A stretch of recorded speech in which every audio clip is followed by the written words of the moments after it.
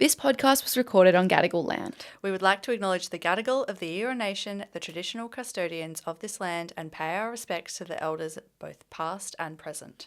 Always was, always will be Aboriginal land.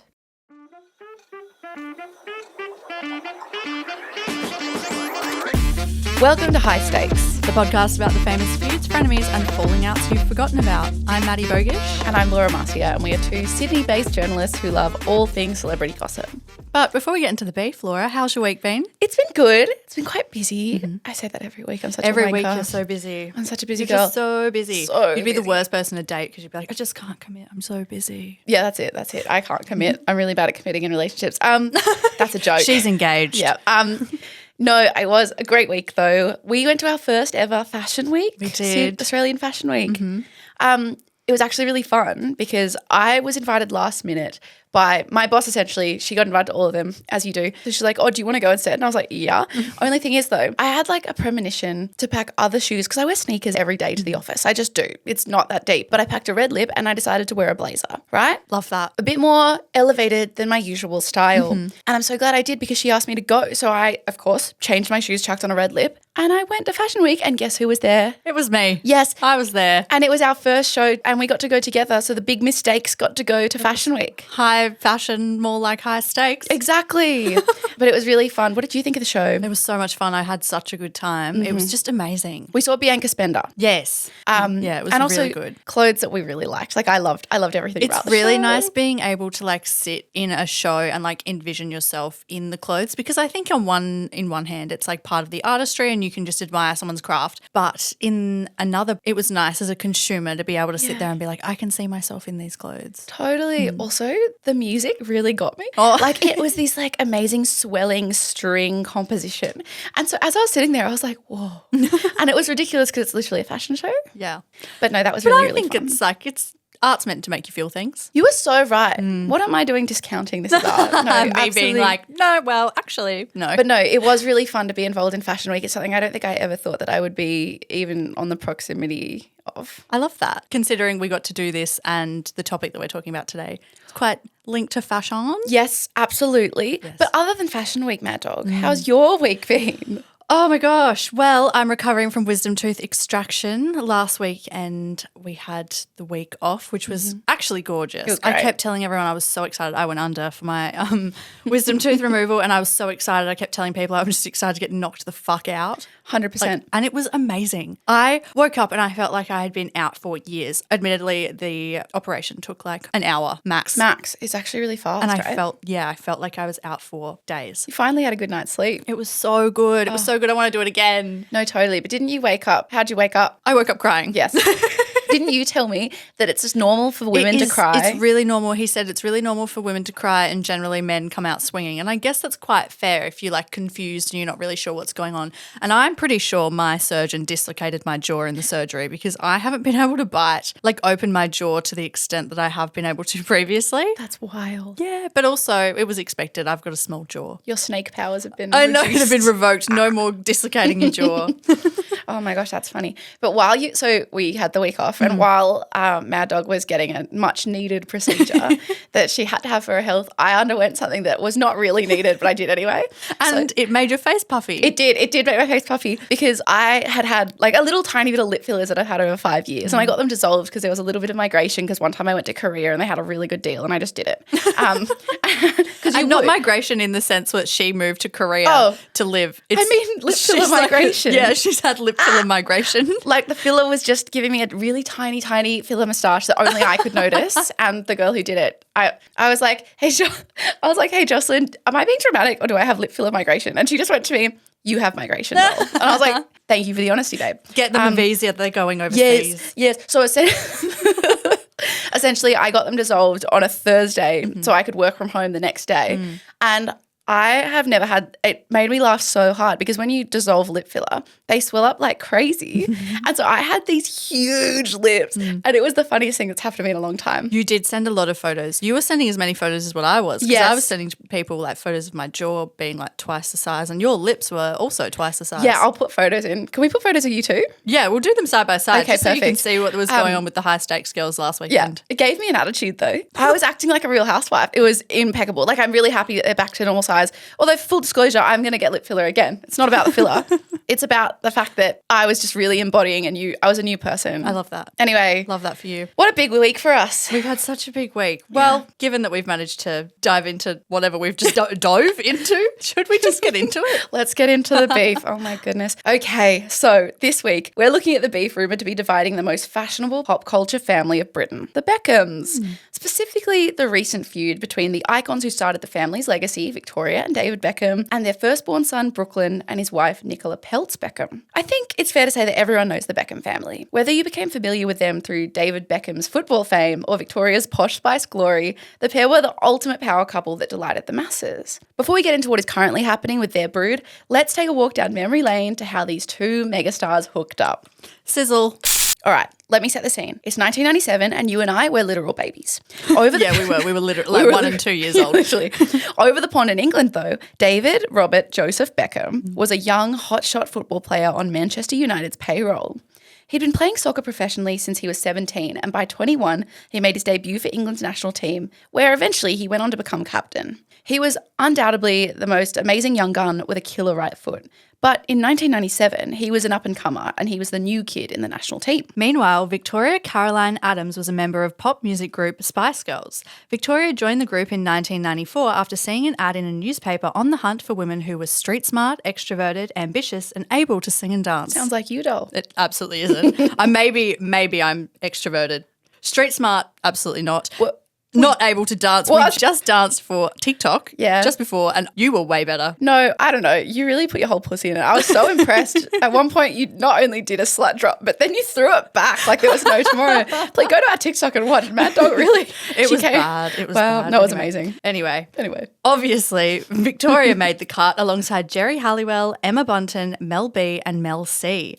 They released their first single, Wannabe, Zig Zig R, in 1996, and it was a huge hit, racing to #1 in 35 countries. And the media quickly gave Victoria the nickname Posh Spice because of her general vibe. I actually didn't know that their nicknames were bestowed upon them. Yeah, I didn't know that until I was researching for this, and I had to double check that because isn't that bananas? Because I think growing up, I thought that was their names, and you were the same, right? Yeah, absolutely, I was the same. I just thought that that's maybe the record labels then took it and ran with it. Yeah, and I mean when the Spice Girls movie was out, they definitely referred to each other by these nicknames. Wow. Interesting. Learning new things. Anyway, back to 1997. Victoria is an absolute it girl, and at this point, the media loves her. And we're just going to play a little clip. Roll it. Hi, we're the Spice Girls, and you're watching MTV News, the Spice Edition. Yeah. Dun dun dun dun dun.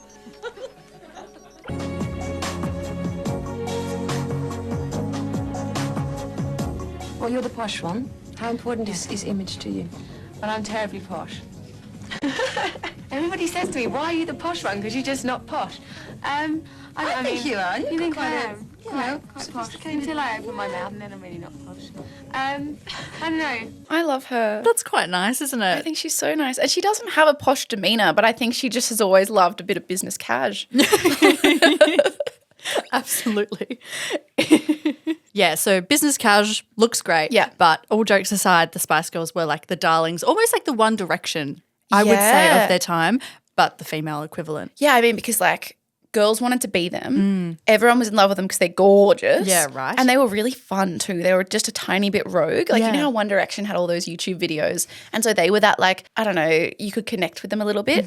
I think the Spice Girls were the same, just on a very 90s way. So there was obviously not YouTube and socials and stuff. Yeah, even in that clip when they do the intro and they're all being silly. Very good example, Very yes. good example, yeah. In that same year, Victoria went along to a Manchester United game, and this is where the love story between Posh and Becks, or Vic and Davo, started. Speaking with Ellen DeGeneres in 2008, David recounted their first meeting.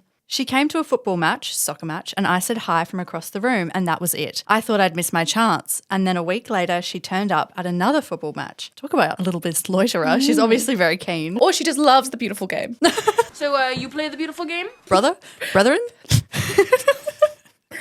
We love She's the Man. I'm going to watch that. Anyway, the second time they met, Vic and Davo chatted for an hour in the players' lounge. He said that because she'd taken the train to get to the game that day, she wrote her number on a train ticket for him. And David said he still has that ticket today. Oh, bless. So cute. Hoarders. Yeah, hoarders, but like they've probably got enough room in their house so they can be hoarders. That's true. So Victoria recounted this moment in a letter to self article in Vogue. She said, "While the other football players stand at the bar drinking with their mates, you will see David standing aside with his family. He's not even in the first team at this stage. You are the famous one. And he has such a cute smile. You two are close to your family and you will think of how similar he feels to you." The pair started dating and in 1998 they got engaged, which they announced in a press conference. I love that. Love that. That is like the equivalent now of taking to social media. 100%. And later in that year, they became pregnant with their first child, a bustling baby boy named Brooklyn. In 1999, they got married in the most lavish ceremony the media had ever seen, and it was in a castle in Dublin. Brooklyn was the ring bearer, and a heap of celebs were in attendance, including the Spice Girls, of course, and Elton John. Love that. Now, Dog, can I show you some pics? Yeah, show them to me, even though we know what they entail. Well, this is the thing. We know because they're imprinted into our lives. Yes. But they had multiple different looks. I love that they were also like, we're going to call them the pioneers of the outfit change. Yep. Yeah. Easily. So the first look is like a beautiful white suit on Becks, and then Posh is wearing like a corseted dress. Yeah, so she had this kind of, it was a strapless bodice gown that went into like a princess skirt in this slightly cream satin. And he, of course, had a matching satin like tie situation and a white suit. Too, yep. And then my favourite, they move into purple dresses and suits, which is just criminal. I think it was a Vera Wang situation. Yes. And it's criminal, but also at the same time, like it was so lavish. Like their cake, for example, is really green and covered in apples and they cut it with a sword. I love it too. So yeah. So after the wedding, they went on to have 4 kids. Brooklyn, who is now 26, Romeo, he's 22, Cruz, who's 20, and baby girl Harper, who's 13. Aww. And the Beckhams' image shifted over the years as their lives changed with the times. They went from being the it couple to an it family. They were the pinnacle of family values, but somehow extremely chic. Of course, with this, the tabloids were also quite obsessed with tearing Victoria Beckham down. According to Victoria, in a 2024 interview for Grazia, she was papped just after she had had Brooklyn. And in the interview, she says, "I've had so much said about me and I'm sure that has robbed me of some experiences. I never want to look like I'm complaining, but there were times in the past that I haven't felt confident enough to sit on a beach and watch my children play." I remember after I had Brooklyn, my first outing was on the front page of the newspaper with arrows pointing to where I needed to lose weight. Those things can affect how you feel and conduct yourself in public. Oh, that's so awful. And in the interview, she also said, "The other thing is that for so long, people had this opinion of me that I was this steely-faced ice queen because of paparazzi pictures and the story that the media would paint." Back to our original timeline, though. In April 2004, the now-defunct tabloid News of the World ran a story claiming that David Beckham had been having an affair with his personal assistant, Rebecca Luce, while he was playing for Real Madrid. This story was then followed by a tell-all interview by Rebecca for Sky News, which I've always said is the pinnacle of truthful journalism. You have always said that. However, despite this, David and Victoria have remained one of the most steadfast couples in the British media, you know, despite being torn down by the tabloids at every turn. Yes. Also, this scandal was so big. We don't have time to get into it today, but it could very well be an episode in itself. Yeah. Throughout the years, the pair's careers have also shifted. David eventually retired from football in 2013 when he was 38 and was easily one of the wealthiest players in the game, reportedly retiring with almost £165 million.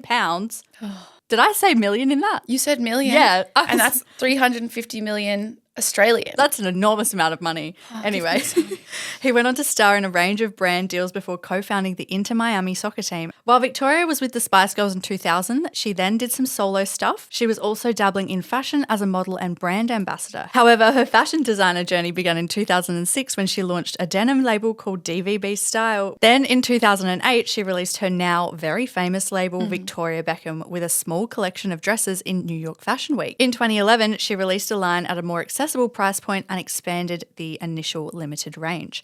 By 2015, the brand was reportedly raking in about £35 million, which is 72 million Australian, Jeez. which is enormous. And it's fair to say that the Beckham family was incredibly wealthy, and thanks to their rock-solid relationship, despite the tabloid shitstorm, they have been viewed very favourably in the public eye. This was only exacerbated in 2023 when Netflix released the documentary series Beckham, which gave audiences a glimpse into their lives and featured that viral kitchen dancing scene. Also, what about that one scene where he like pops his head in to keep her humble?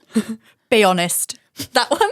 Yeah, that one. Be honest. I just fancied him, and it was as simple as that. Yeah, I mean, I think also we both come from families that work really hard. Both of our parents work really hard. We're very working class. Be honest. I am being honest. I am being honest. What car did your dad drive you to school in?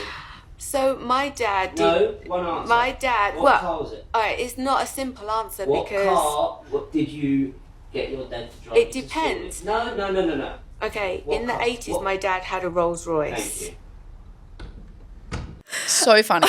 All of this to say they are a very fascinating couple with an incredible legacy. But now it's time to talk about their oldest son, Brooklyn Beckham, and his gorgeous wife, Nicola Peltz. As mentioned, Brooklyn was born in 1999. He spent his childhood in Madrid and Los Angeles while his papa was playing soccer. And apparently his godparents are Elton John and Elizabeth Hurley. What a combo. That is so good. So much fun. That is so much fun. Imagine though, because isn't the mission of a godparent to be like the first point of call if the parents pass? So it's just a thing that they I think it's just a thing, but also like some people are really, really close to their godparents. Can you imagine if Brooklyn called up fucking Elton John and was like, I need you to get me alcohol, mate. Rocket Man. Rocket Man, please. Anyway. I need to borrow your glasses. Stat. Go and do a dress-up party. I need some flared trousers, please, immediately. That'd be incredible. Anyway. So pretty cool godparents, regardless of what that means for the Beckhams. Yeah. But of course, Brooklyn wanted to play a lot of soccer when he was growing up. And for a little while there, he really wanted to follow in his dad's footsteps and play soccer professionally. But this didn't pan out. Speaking to InStyle in 2024, Brooklyn said, I always wanted to go the football route. I played for a long time. I loved it so much. I just didn't have the right head for it. When you're growing up, especially with the dad that I had, everyone's like, oh, the oldest son is going to be a footballer. And I loved it. I really, really, really did. And I miss it so much. I did football. That didn't work out. So apparently Brooklyn did play for Arsenal FC Academy, which is like the pathway into becoming pro when he was like, a teenager. But when he didn't receive a scholarship in 2015, he left. And it was all fine though, because a year prior he had started modeling due to the fact that he looked like a tiny replica of his father, but with like Victoria's bone structure. Blessed. And then after that, he got into photography. So in the same interview, he said that his parents really didn't care what he did as long as he put his head down and worked really hard. So in 2017, when Brooklyn was 18, he released a book of photography called What I See. Somehow this book was simultaneously brilliant and awful at the same time. Have you seen this? Yes, I have. And I think it's really important to note that just because you have a camera, it doesn't make you a photographer. Thank you. I think you hit the nail on the head with that. It's like, oh, I have some pots and pans. Now I'm a chef. Well, which is also ironic that you say that, because I just want to point out one picture that went particularly viral from this book. So admittedly though, I want to give him credit where credit's due. Some of the photos are really good, but many were overshadowed by some absolute shockers and even worse captions in this book alongside them. The best one, the one that went viral, was a shadow of this elephant in Kenya. So it's just this black outline of an elephant with a background that's clearly like a vast safari landscape. And it was captioned, "Elephants in Kenya. So hard to photograph, but incredible to see." And I would argue that the point of photography is to show people what you're seeing. You capture those things. Capture the That's what moment. makes you a good photographer. Yeah. So sadly, Brooklyn did not meet the bill with that. It's a shame. It is a bit of a shame. But a few years later, his passion shifted to food after the pandemic hit in 2020. In 2021. Which is funny because that's exactly what we meant by the pots and pans. Yes. So he had some pots and pans and thought, yes, chef. Well, in 2021, he started making like these time-lapse videos of him cooking, and he posted them to his 14 million followers at the time. And in an interview with Variety in 2022, he said, "I'm almost 100% self-taught. Ever since the start of quarantine, I've done it every single day, and it's the one thing I found that takes my mind off anything I'm thinking about." Sometimes I dread thinking about what I have to cook. That's why I sometimes will meal prep on a Monday and then just set and forget until Thursday when the food starts to go a bit, ugh. Oh, there's nothing worse than that, hey? A meal prep, ugh. Yeah. But like we have no choice as just like working people. Poor us. But yeah. It is really important here to note also that Brooklyn, while we were making fun of Brooklyn, he does cop a fair bit of shit for wearing different hats, kind of poorly. Poor Brookie. The Daily Mail released a lot of articles at the time when he first launched his cooking channel being like, Brooklyn Beckham presents burnt pizza with Vogue.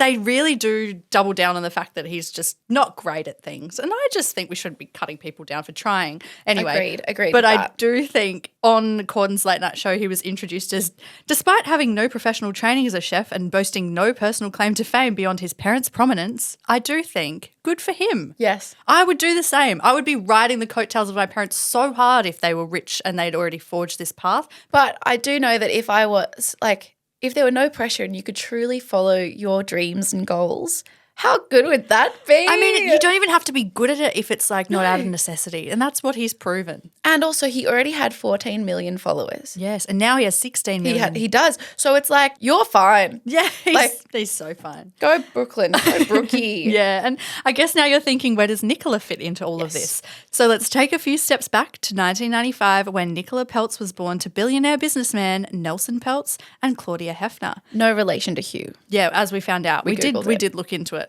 Sadly, no.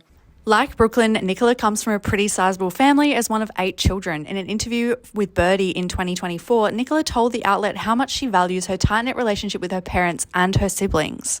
Family is everything to me, and I mean that with my whole heart. I go to Florida any chance I get and we stay at my parents' house. It honestly makes me so happy to wake up and have my siblings around.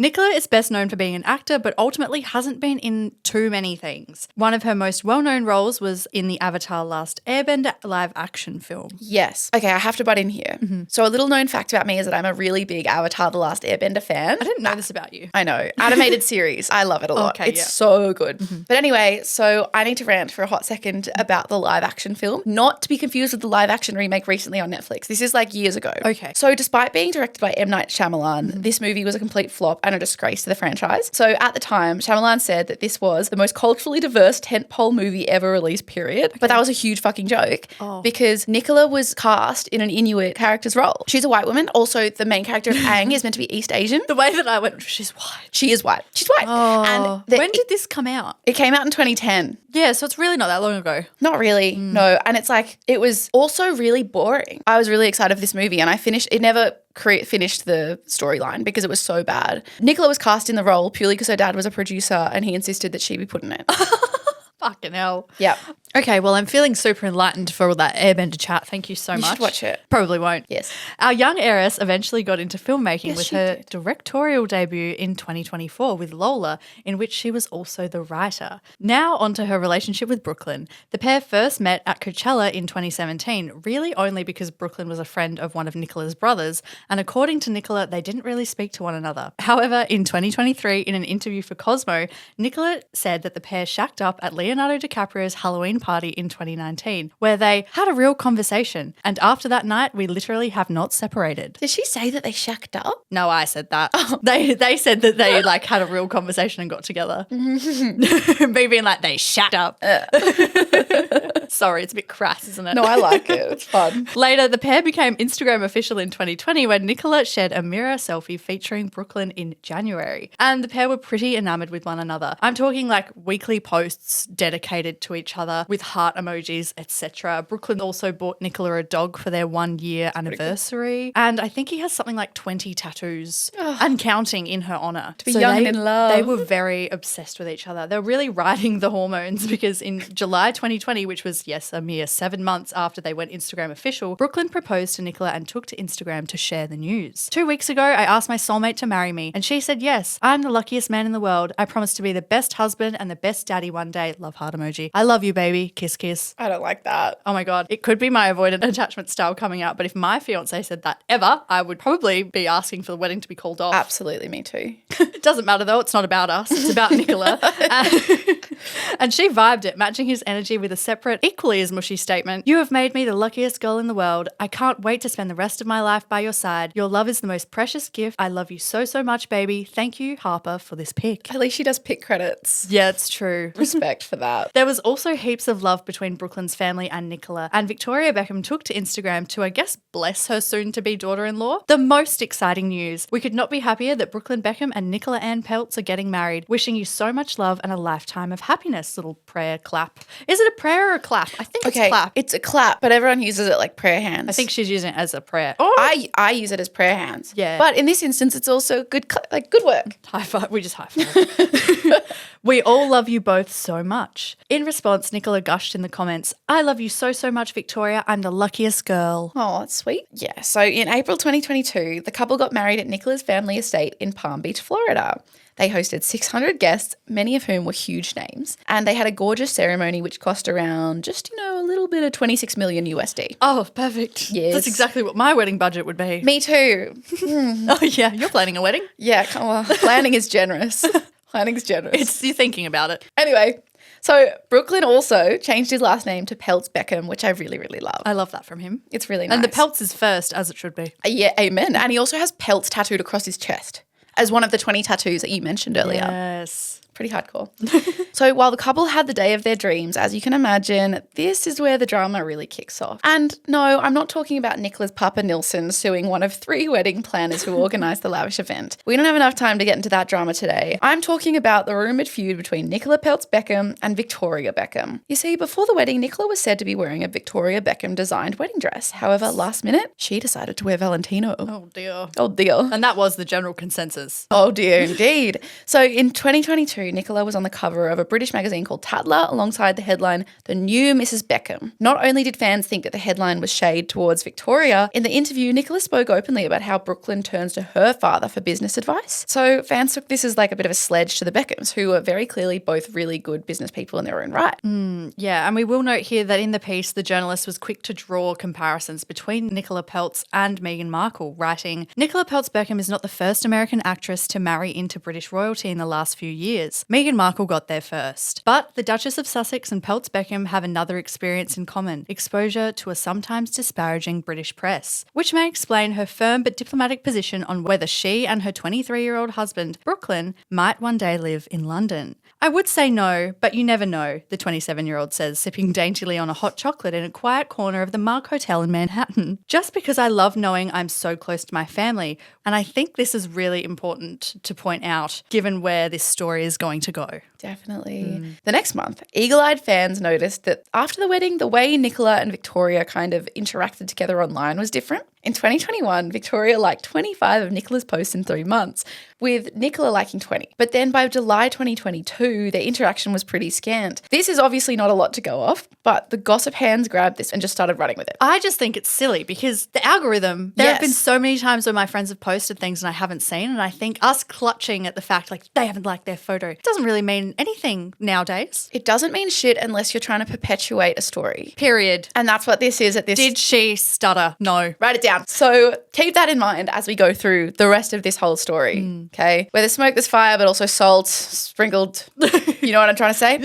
All right. So in August, Nicola and Brooklyn first addressed the wedding dress feud in a chat with Variety. I was going to and I really wanted to. And then a few months down the line, Victoria realised that her atelier couldn't do it. So then I had to pick another dress. She didn't say you can't wear it, and I didn't say I didn't want to wear it. And then Brooklyn, in the same interview, asserted that everyone actually got along, telling the publication that the media is always going to try and put people down, but everyone gets along, which is good. Although it's worth noting at the time that Victoria did design her mother of the bride dress, along with the gowns of several guests, which she would have had to make in the atelier. But I guess also it might not have been the same atelier that... That's what I'm thinking. Yeah. Like my original thought was, well, I mean, the atelier you'd go to for a wedding dress might be different So true. than the one you go to. But also, she's rich and famous. The ateliers would open the door, wouldn't they? Yeah, come on in. Yeah. I don't know. We don't know. That's the thing. Well, yeah, we don't know. So Nicola straight up denied that there was any beef happening in this scenario again in October 2022 in a chat with The Times. It's not a feud, she said. I keep seeing everywhere that word. Feud, feud, feud. I mean, maybe they picked up on something and now they're labeling it feud. I think it all started, and I've said this before because I didn't end up wearing Victoria's wedding dress. But the real truth is I really, really wanted to wear it, and I thought it was so beautiful that Brooklyn's mum got to make that for me. And I was really excited to wear it, and I didn't end up wearing it. Truthfully, I was really excited to wear her dress.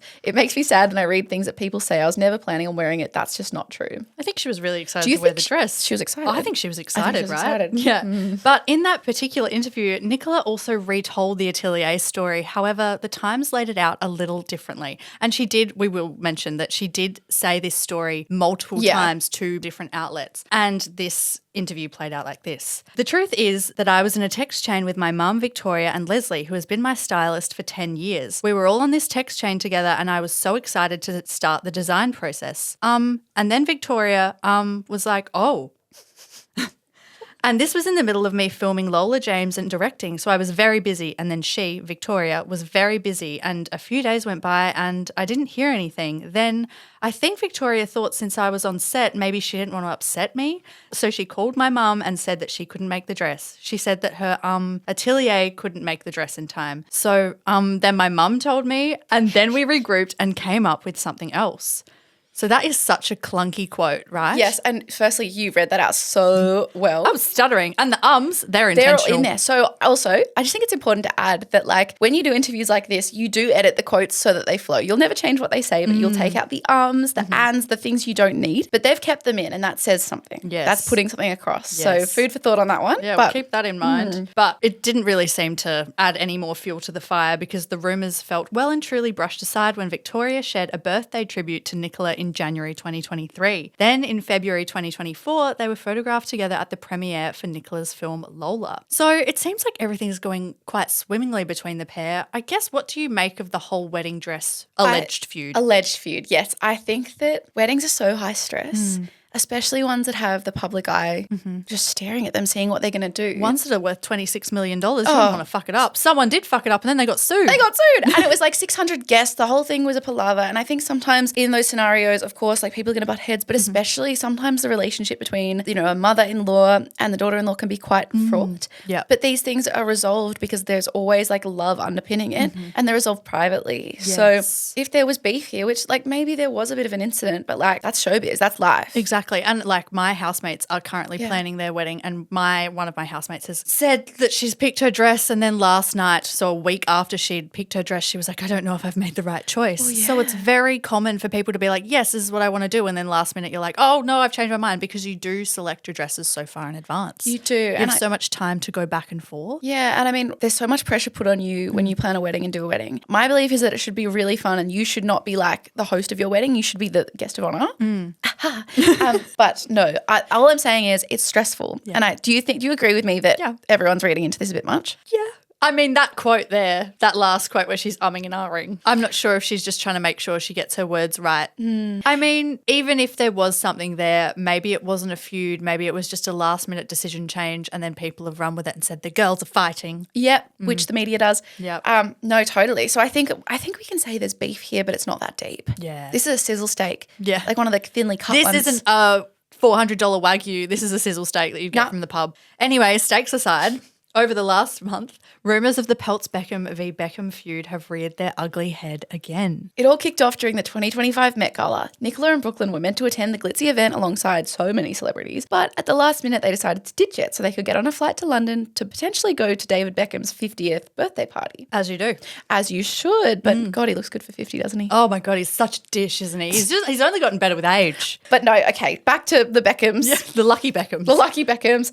Okay, the thing is, even though they went to London, they got on a flight, they skipped the Met Gala, they also skipped David Beckham's 50th. Oh, womp womp. Womp womp indeed. A source speaking to the Daily Mail dished on what went down. They always knew he was due to attend the Met Gala, but the fact he was in London and still didn't come has really hurt. They failed to turn up at any family events, and yet they'll go to a place where they barely know anyone. To make things even spicier though, the pair were sharing snaps of themselves in London, which apparently pissed off the rest of the Beckham brood because they don't live in London. No, they don't live in London. They live in LA and Miami. Yeah, exactly. So they're in town. Moving on, there are two parts to the theory as to why they skipped the birthday bash. The first had a little something to do with Brooklyn's former fling, Kim Turnbull. You see, Kim has been dating Brooklyn's younger brother Romeo since November 2023. And according to The Sun, Brooklyn and Nicola didn't feel comfortable being at the event with Kim. A source speaking to The Sun claimed that Nicola and Brooklyn headed to London privately to celebrate with David for his 50th. But then when they did that, they were told that the only chance to actually celebrate with him would be at one of the parties that Kim would be at. But then other publications reported that there were multiple birthday celebrations, including a boys-only fishing trip. Boys-only fishing trip, that's great. That ticks all Brooklyn the boxes. is a boy. Real for that. Yeah. And so the other part of the theory is that the bad blood between Nicola and Brooklyn's parents is coming to the surface yet again. According to that same family friend that spoke to the Daily Mail, they're upset about how much influence Nicola has over their son. Victoria and David would do anything to get their son back, but they are done with Nicola now. Nicola basically finds a way to start an argument and then she pushes him to not speak to his family, and then he doesn't show for family events. She's done this before every family event since the wedding. The family friend alleges that Brooklyn will make plans, and then Nicola will kick off about something so Brooklyn won't go. Honestly, it's a pretty loaded accusation. Huge. So the source continued, it all stinks of a control thing. There were different kinds of events, so he could have surely found one that would have suited them. So it makes you think there was drama after drama while they were here. He's a kind boy who clearly doesn't feel he can stand up to Nicola. Well, another source who describes themselves as a long-standing friend of the Beckhams told the Daily Mail in another article, and I've always said that the Daily Mail is the cornerstone of truthful journalism. You've always said that. I think I've already said it today. You did. Or did about we Sky were talking News. about the Sky News. But I think we can all agree. Sky News, same The shit, Sun, different. Daily Mail. It's They're in the just- same category of tabloid. Yes, tabloidy. Anyway, this family friend alleged that Victoria and Nicola haven't gotten along since the wedding in 2022. Victoria is fairly open among her close friends about what a viper Nicola is and how she feels betrayed by Brooklyn, so the mask has fully dropped, the source said. This is a takeover situation and it's all about the relationship between Victoria Beckham and Nicola. In some ways, Brooklyn has married his mother in Nicola. Nicola is a very strong woman and she wants to build her own family brand, which I think is also a fair analysis. That last one, that's a really interesting topic. And I also think that Nicola and Victoria also kind of look the same. They do look the same. But I also think it's very natural to look for qualities in your partner that you admire from your parents. Sometimes for better or worse. Oh, absolutely. It works swings both ways. Anyway, according to the source, not only do the pair butt heads about Brooklyn, but they just don't understand one another. Victoria has a killer wit and is very good with put downs, but Nicola isn't funny and isn't good on irony. This appears to have led Nicola into lashing out and making lots of old comments like, when I get to 50, or, oh my God, I keep forgetting you were around in the 1980s. Needless to say, Victoria hates this. That whole thing is so yikes. It's, ooh, wow. Anyway. So on one hand, there's this discourse that Nicola is the catalyst for Brooklyn being isolated from his family as the pair are based in the US, as we've mentioned before. And Nicola also doesn't have any real intention to move to the UK where the Beckhams are based. But on the other hand, there's also this rhetoric that the ladies just hate each other for the sake of it. Yeah, and that almost that she's like isolating him. On the isolation, the source also said, there has been no call, no contact, nothing. As parents, David and Victoria are concerned for their son and they've tried to get in touch, but he isn't interested. David even tried through social media last Monday because he fears that his son won't know that he and Victoria love him so dearly otherwise. According to this particular Daily Mail source, David and Victoria aren't buying the ex-girlfriend Kim excuse either because of the multiple birthday events. They just want him to know that they're there for him when he's ready to talk to them, but he simply doesn't seem very interested at all. Nicola must be behind this. She has been driving this wedge for some years now. However, another source claimed that Nicola felt it was important for her and Brooklyn to establish their own brand as a couple. Nicola feels Brooklyn needs to grow up and move on. She doesn't like it when he seems to imitate his dad with his tattoos and his lookalike clothes and hair, so he's sort of changed his look. So this whole thing is very convoluted, isn't it? Yes, very much so. And over on the Famois? Yeah, for more. You got this. And over on the Famois subreddit, some users are making some very solid points, including, this family is so wild, to which one user responded, aren't most families when you really put the dynamics to a microscope? That is so true. But also, you know, Romeo dating his brother's ex. That's weird. It's like there's a tiny pool that they can date from. It's true, rich people only. Rich people only. Also, our friends on Reddit are just so wise. They are smarter than us. 100%. On Friday, 18th of May, Brooklyn posted a picture in honour of Nicola's nanny, who passed away a year prior. So she was very important to Nicola and served as the maid of honour at their wedding, which is really, really cute. And while it's a lovely, kind-hearted post, in the comments, people had some things to say about it. They always do. Well, I guess that's our time. Right? That's the time we're living in. Yeah.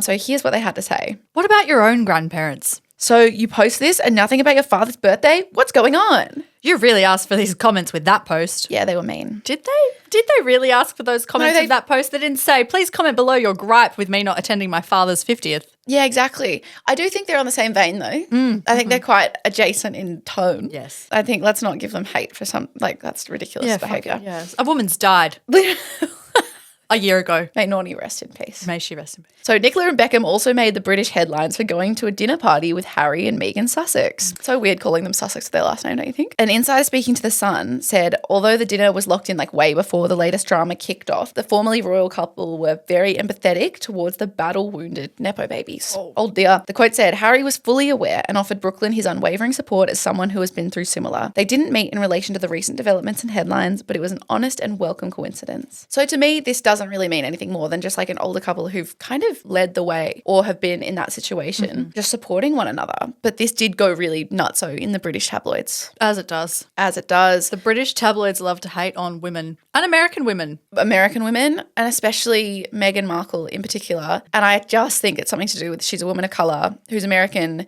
It's disgusting the way she's been treated, but that's a whole other episode in itself. Anyway, other eagle-eyed fans believed the youngest Beckham brother, Cruz, also got involved when he shared an old track of Victoria's on his Instagram story. So the song is called Every Part of Me, which was said to be written about her children.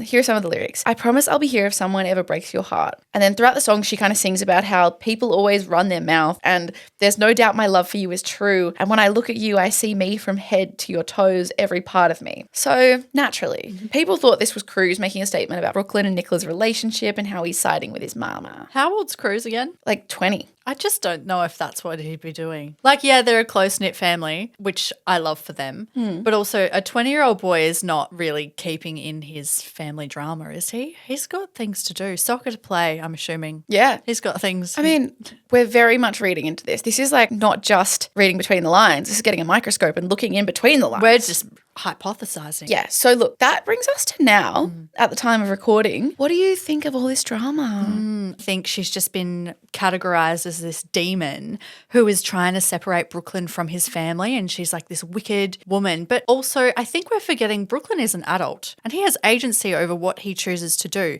Maybe he thought, my family, and this is a normal thing for adults to think, my family have been there my whole life. It is natural that I go off and want to start my own family. And he's made it clear in that Instagram post that he sees himself as a quote-unquote daddy, like in a traditional He sense. said he wants up to 10 kids. Whoa. But he did say it's up to Nicola because she's the one that has to bear the children. Okay, respect. The bare minimum, but It's still He's respecting his wife. I do think, though, that comparison is really important, and the British tabloids are really driving that narrative about Nicola being like this evil woman. But with that, we should also note that the press coming after Nicola and calling her a viper when Victoria had only maybe 15, 20 years prior was being called an ice queen. Yeah. So it's like they just take a young woman of the time and try and tear her down, and now the tabloids are like, here's why Victoria is the bigger woman, and they're like painting her as this angelic figure. You're absolutely right. And it is just repeating the same pattern that we saw 20 years ago, and that really fucking sucks.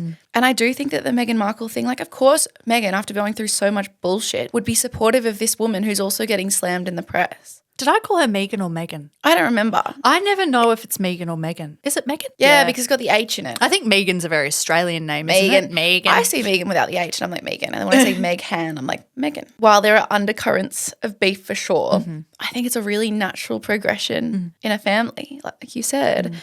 And as we always talk about, it's typical media pitting women against each other.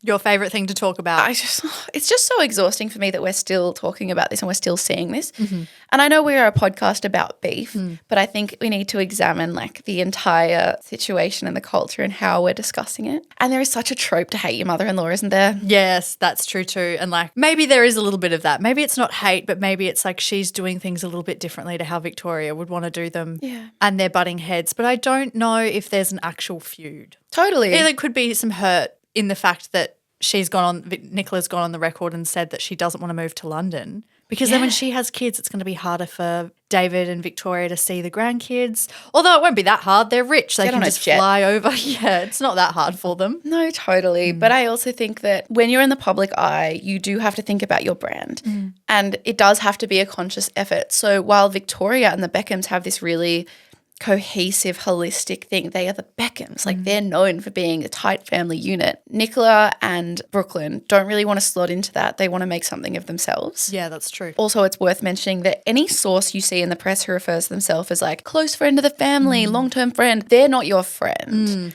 And if they're not your friend, they're probably just a senior writer making things up. Either that or they're on the peripheral. Yeah. Because can you imagine your close friends telling stuff to the press? Oh my God. I fucking hope not. Well, no, they not only because the press isn't interested, but they might be eventually. oh, look, let's manifest. Dream big. Put it on our dream boards, babes. Truly, truly. And also, we don't know if the source is verified in these situations. Absolutely. And especially with publications like The Sun and the Daily Mail. Those especially. sources are not verified. So power to them. Great. Part of the game too. Do you reckon that's all we have time for? I think it's all we have time for today. Wow. Thanks for listening. You can follow High Stakes on Spotify or anywhere you get your podcasts. And don't forget, you can find us on Instagram and TikTok at High Stakes Pod. And if you like this episode, please give us 5 stars because we really actually have no metric to know if we're doing well. Sometimes, Yeah. well, the back end of Spotify will tell us if things are doing well, but we would love some ratings, some reviews. Maybe tell us what you didn't like, or don't, because I can't handle criticism. Yeah, me too. But also while you're at it, feel free to comment. I don't know. We want to hear from you. We've seen some really, really cool comments. Over on YouTube, On especially. YouTube, We there have some was- very clever listeners. You guys are so smart, and it's lovely seeing your hot takes about things. There was one on the Matilda Jeff episode that I want to talk about really quickly. Yes. Should I not talk Let's just talk about it now. about? Okay, it I was love so that good. we've just interrupted our own Own outro. outro. No, it's been really cool to see people's opinions and perspectives, and it feels like we're having a conversation with you. So that's actually been like the coolest thing to come from this, I think. I agree. Yeah. Oh, look at us waxing lyrical. Should we get out of here? Okay. Okay. Love ya. Bye.